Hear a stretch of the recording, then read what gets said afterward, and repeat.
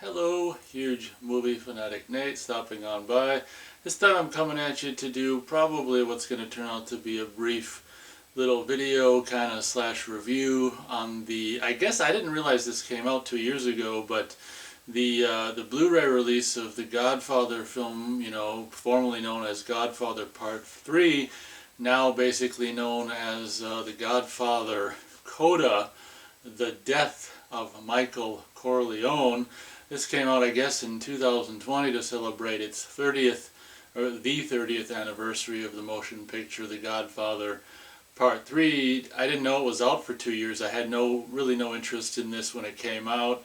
Really not up until now, until just recently this spring I've been revisiting the films. Since it's the 50th anniversary, kind of made me want to revisit the films. I've been having fun rewatching the films and actually watching the movies more this spring than I've ever watched them before, kind of just over and over again. And I still plan to basically kind of, maybe throughout the course of the year, or, first half of it or whatever, as the, as I feel like it, or as the, whatever, the urge, grabs me or whatever, continue to watch these movies. I, originally just had the trilogy on DVD, and this spring I was able to find the original Blu-ray release trilogy for $15, so I got that and have been having fun, rewatching the films this year. But really had no interest in Godfather Coda, as I regard the third film as being the weakest of the three, and had really no interest until I watched Part 3 this year, and then got the Blu-ray and watched the Blu-ray of Part 3. And I actually, the more I watch Part 3, the more I actually like it and appreciate the aspects, or appreciate it for what it is. So after my most recent viewing of The Godfather Part 3, it did make me actually want to experience The Godfather Coda, the death of Michael Corleone. I was able to find this Blu-ray brand new for $8.50, so I went for it, bought it, and basically watched it. And I guess basically after I watched it, I kind of regretted buying it. But at the end of the day, there are a few advantages to this Blu-ray, of which I'll talk about very shortly here. In my opinion, some of the biggest strengths of the director's cut of The Godfather Part 3, which I think is, in North America anyway, the only version that previously was available on Blu-ray and maybe just home video in general in North America, was in fact the beginning and the end of the film. I actually really love the way The Godfather Part 3 in the director's cut starts and ends. Starts with the letter to his children, as we see the dilapidated location from The Godfather Part 2, and kind of saying, this and that, how much he wants to, have the kids or the children come and pay him a visit or whatever, and that really cool shot of like Manhattan and the World Trade Towers and frickin' New York, 1979. And I just really think the opening with the music and the the narration, or the Al Pacino character of Michael reading the letter to his children, I think is really a great way to start the film. And in the Coda version, that bit is pretty much cut out, really shortened. It's like kind of like the last half or part of the letter is that he wrote and read in the director's cut is basically read at the beginning of this film. But that's not even until, I think, after the very first thing that starts this version is that meeting he has with that one cardinal, or whatever the hell he is, whatever the hell he is, about the the 600 million frickin' dollars that he wants Michael to give him to have whatever it is. I don't know all the details of the movie, but controlling interest in the whatever it is, Mobilari, or I don't know all the details, but he wants him to give him that money. That's the very first scene in the Godfather Coda version. But not being a huge big fan of The Godfather Part 3, admittedly I haven't seen it that many times, only like once over 10 years ago. I saw it originally, when it came out on home video in '91, and watched it a couple times, the director's cut version this spring and stuff. So admittedly, I don't know the film good enough to be able to spot all the differences. I'm told that there's different dialogue, completely different dialogue, certain things switched around here and there. So after that scene where he's basically agrees to give that guy, I think, $600 million for controlling interest in Mobilari or whatever the hell the name of that outfit is in the Catholic Church BS. Then it goes to the party scene, or him talking, inviting his children to the party thing, and then that scene is kind of, scenes are changed, switched around, this and that. It seems to me like the way his daughter is introduced in this movie is just kind of, it just seems like it's forced, and she's just sticking her face in the audience's face. So it's just like too soon, abruptly. Like, I like the way we just see the daughter, and the son originally in the director's cut of Godfather Part 3 when Michael's getting that thing at the church or whatever. That scene is completely omitted in Coda, which actually, as stupid as that kind of ceremony is, not being particularly fond of the Catholic Church, I do feel like it's a great scene to have happen to kind of, show his, up-and-coming status, in the Catholic Church's eyes or whatever. And also that great introductory shot of, Sofia Coppola as his daughter, and the son, I think, is sitting next to her in the pew or whatever. And I just think that, just the way that, initially began with his reading of the letter while they show some of that stuff, or at least the very beginning of that scene and stuff, just worked so well. And now that's kind of the way we introduce, without dialogue, the two now older children, daughter and son, and now we just kind of introduce the daughter in this very goofy, just stick her face in the camera and the audience's face, and just, oh, hi, I'm your cousin, and all this and that. And I don't know, I think even the shot of her like smoking at the party and stuff is cut out. It's just like, I don't know, it seems like he, like he cut out the best stuff or something like that and left the stupid shit there. And I don't know, it's just like, it doesn't do a whole hell of a lot for me, in my opinion, by switching that one scene from later on to the beginning and then having the party happen after. And honestly, the biggest changes that I could find are basically at the beginning and the end. And one of the only positives, in my opinion, with this version, Godfather Coda, is that one famous scene where the guy takes the guy's glasses off and jabs them into his neck. Well, they originally shot, more gore, where the guy pulls it out and the blood just splatters, just streams from the guy's neck. That, of course, had to have been cut back in the day.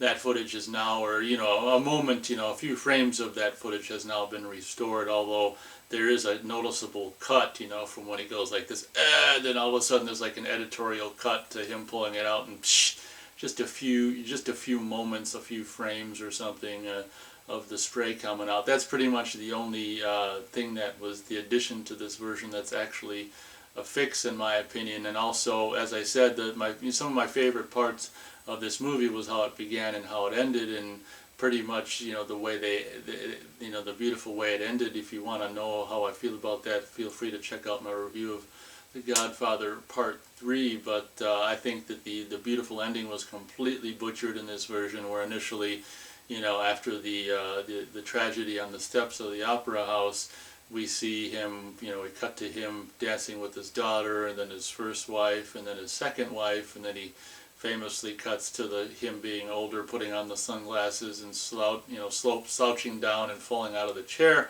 And now it's, a tragedy on the steps to him dancing with his daughter, and then basically, the shot of him, sideways as an older man and putting on the glasses, and then like fading out, or fading to this some kind of wording or whatever. You can probably see the wording online. So in this version, we actually don't see him slouch out down and fall out of the chair, which it's hard for me to say if that's a better ending or not. What the irony about this version is, it's called The Death of Michael Corleone, and compared to the other version of Godfather 3, where you kind of actually see him die, this movie, has got the title, that actually says The Death of Michael Corleone in the title, and then they cut basically the on-screen death of Michael Corleone out, which is kind of ironic. But one could say, and this might be one of this version's biggest strengths, one could say that, well, just because we're not seeing him die on screen doesn't mean he didn't die when that incident happened on the Opera House's steps. So I don't give this version as much grief for cutting that moment of him falling out of the chair out, as I do feel, as much as that's kind of a cool part. I think ultimately that's the original shot of him falling out of the chair might be kind of lame. I'm really torn on the whole ending of Godfather Part 3, like the director's cut or whatever. It's like part good, part beautiful, and part dumb with him falling out of out of the chair kind of thing. So at any rate, I do feel, in addition to the addition of a little bit of the blood spray in this version, cutting out of him falling out of the chair might have been, at the end of the day, possibly not. It's kind of like I'm neither here nor there. It's a different way to experience, or a different kind of way to end this movie without, possibly 30 years later, that whole shot of him falling out of the chair maybe is a little laughable these days. But it's an interesting idea to just fade away and not show him fall out of the chair. But I will say, cutting back to the omission of my favorite ending of this movie, which is him, tragedy on the steps, him dancing with daughter, first wife, being really young, youthful himself, and second wife. The music that was written for that version in the director's cut of The Godfather Part 3, which has been previously available on home video, DVD and Blu-ray in North America, was just the ultimate ending, in my opinion. Just all the three important women of his life, and the music that was composed for that moment was just so beautiful. Now, having re-edited those two shots of Dancing with Wife 1 and 2 out of it, we actually have to ruin the beautiful music that was written for that moment and kind of like have the original music kind of like this and start to fade the musical edit over that. And it's just so freaking sloppy. Like, they couldn't even compose and record some kind of a piece of music to bridge the thing, or a new piece of music to work for the scene. It's just this sloppy thing where it's kind of a music edit where it's one piece of music fades away, other fades in. It's so horribly sloppy, like some high school or grade school kid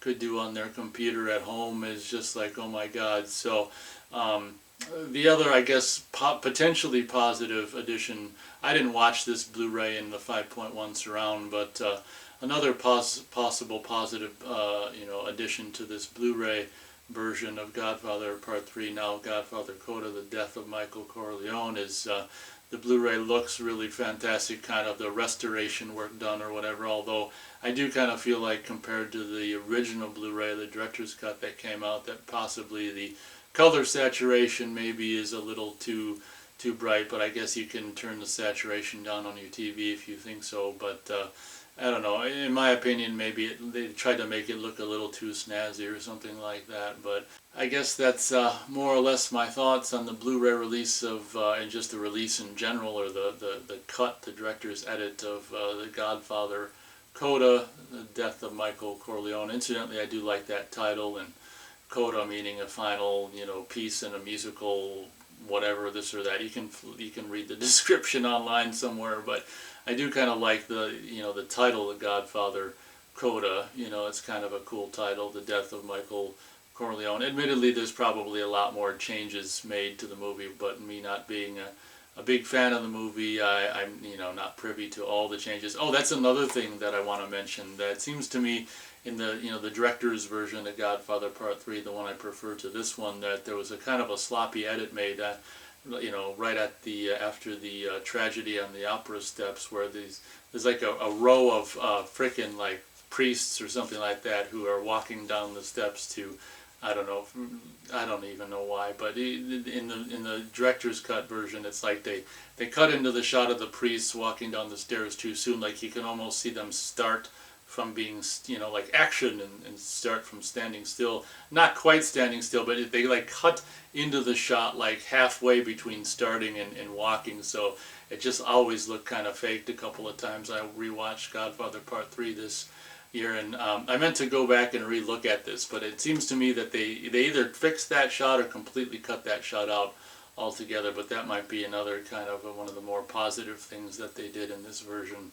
It might even still be there, but I'm pretty sure I didn't see it. Whether they trimmed it even more or possibly cut that shot out altogether, that might be, if that isn't indeed the case, that might be another positive fix to this Blu-ray release. But I guess that'll pretty much do it from my Blu-ray review of Godfather Coda, The Death of Michael Corleone. Let's face it, the cover art here, the new kind of poster art that they made for this version of The Godfather Part 3 is also pretty cool. Basically, I think pretty much special feature and an introduction from Francis Ford Coppola. So I mean, that's all there is in special features in this more or less bare bones Blu-ray release. I think this movie is like, or this version is like 15 minutes or something shorter than the director's cut. And I do feel like, you know, even though I'm not the biggest fan of this franchise or even this movie per se, watching it more this year, it's growing on me. I mean, I'm having some fun with it. And, you know, I do think that, as I said, the changes that were made to this version are, you know, just more or less unnecessary, when the only positive change once again being the blood splatter and possibly omission of that goofy ass shot of the priest walking down the stairs, you know, starting from, you know, having just looking like it was like action, and they just start walking from a, you know, just standing there or whatever. But and anyway, I'm rambling, going on and on and on. I won't do a star rating for this. If you want to know my star rating for Godfather Part 3, please feel free to check out my review of that film. That pretty much does it for this video. Hope you guys enjoyed. Thanks a lot for watching, and as always, we'll catch you on the next one.